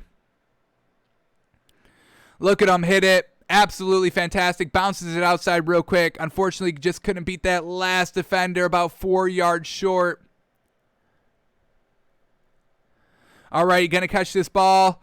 He goes a little bit on a wheel route, and he can catch too. The concentration. This is a tough catch to make. I mean, this is tough for wide receivers. First of all, great ball by Trevor Lawrence. Absolutely fantastic. But this kind of passing right before when the safety comes over and converges, when you were kind of a step and a half, 2 steps on the corner, and you just place it right in this nice soft zone here, and he goes up and catches it, or just kind of catches it. Absolutely fantastic. Great concentration. Oh, that's not even Trevor Lawrence out here. Who's this man? Oh, does Clemson have another quarterback prospect waiting in the wings? Holy moly. Wow. Alrighty. That's a good ball. Holy cow. That's a fantastic ball. Wow. Alrighty. Another handoff here. Getting it to the sideline. The speed. Oh, got brought down there, unfortunately. Couldn't break that tackle. That was a good one. Got him around the neck a little bit there. Alrighty, a little bit of a read option. He keeps it up the middle. If he was going to shed that last tackle, that would have been fantastic. But, I mean, look at this man. Once again, just hits the hole fantastic. He's leaping over linebackers like 10 yards down the field, still kind of in the thick of all these defenders, folks. He can pull out all the stops. He can spin when everybody's around him. He can hurdle you real quick. Just a simple little hurdle. Nothing big, nothing fancy, but it gets him the extra, 10 yards at a chance to score the ball as well. Wow. This man isn't, folks. This man isn't. He's probably, and here he is again. Oh, down at the 3. The man is just getting brought down just short of the goal line every single time. Hits the hole here. Hits off once again. He'll hurdle you, folks. He doesn't care if it's like in the middle of the field of play. He does not care. He's going to hurdle you. Hurdle him right there. Just unfortunately, the acceleration couldn't get back on track there. Stumbled a little bit there. Ugh. Man, folks, this man is so impressive. Holy cow. He's got to be the first running back taken, folks. Wow. And we still got more to go, folks. A nice little swing route out to the left side. That's where the sheer speed is. Yes, sir. Closing in right before that door converges on Indiana Jones. Oh, my gosh. He's got great speed, folks. Woo! Alrighty. Once again here, just hitting the hole. And look at this man hit the hole quick and just burst out that other side even faster. Woof! Woof! 20 yards untouched up the middle. Yes, sir. Cash money. Yes, sir. I'm too fast. I'm too quick. Y'all are not. Why are y'all not respecting me? Why are y'all not respecting this man?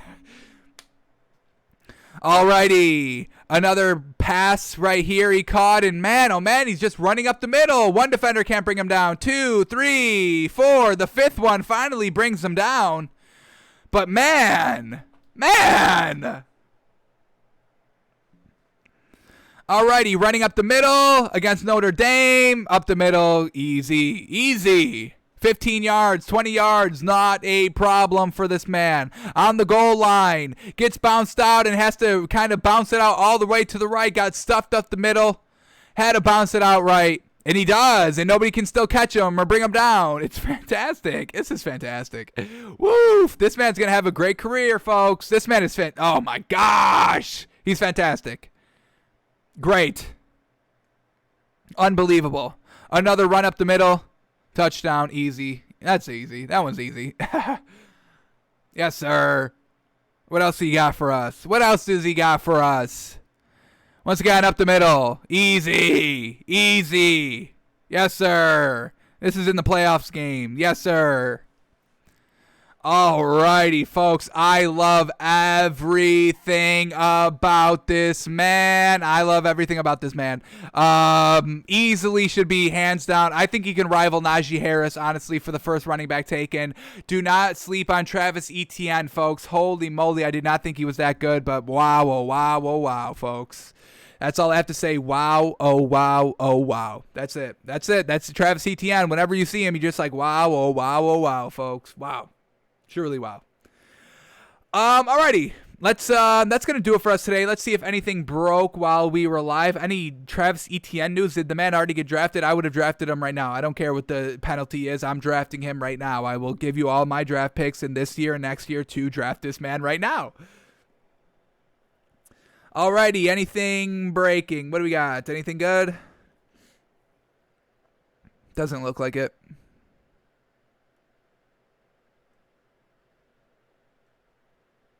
Does not look like it.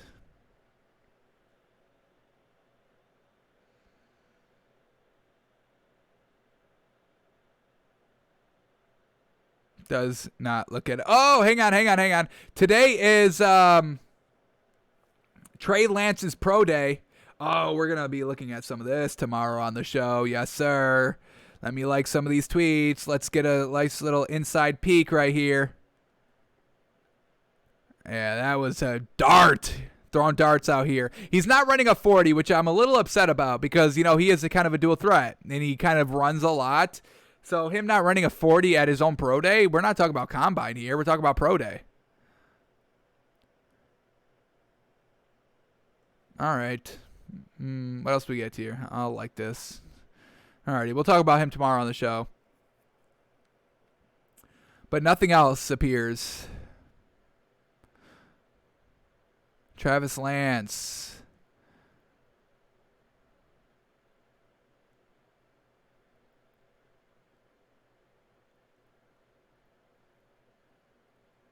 Good throw here. I'm maxing out like 50. And I think that's what we said about the man. We'll double check the notes because I have already looked at this man in our draft prospect, but we'll keep tabs on him. Alrighty. That's going to do it for us today, folks. Thanks for tuning in. Thanks for watching. We're back tomorrow with a new draft prospect of the day and breaking down the NBA. Cashing in that moneymaker. I can guarantee you that. Alrighty, folks. We're out of here.